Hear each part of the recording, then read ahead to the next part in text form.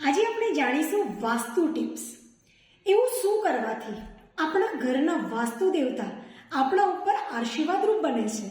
તો આપને દર શનિવારે અને મંગળવારે ઘરની અંદર સંધ્યા કાળે સરસવનો દીવો, એમાં કાળા તલ એડ કરી કોપરના દીવાની અંદર દક્ષિણ દિશામાં મૂકવાનો છે અને કરવાનો છે.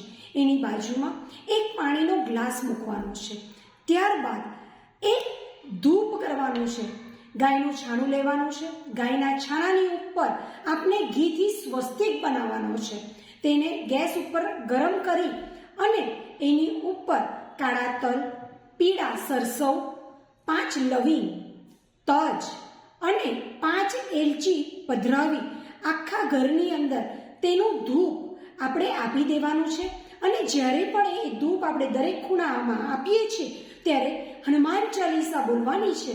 અને બની શકે તો ઘરના બીજા વ્યક્તિઓ આ કાર્ય થતું હોય ત્યારે હનુમાન ચાલીસાનું ચેન્ટિંગ કરે, જેનાથી આપણા ઘરના વાસ્તુ દેવતા આપણા ઉપર આશીર્વાદરૂપ બને છે અને ઘરની અંદર રહેનાર દરેક વ્યક્તિ વચ્ચે બોન્ડિંગ વધે છે.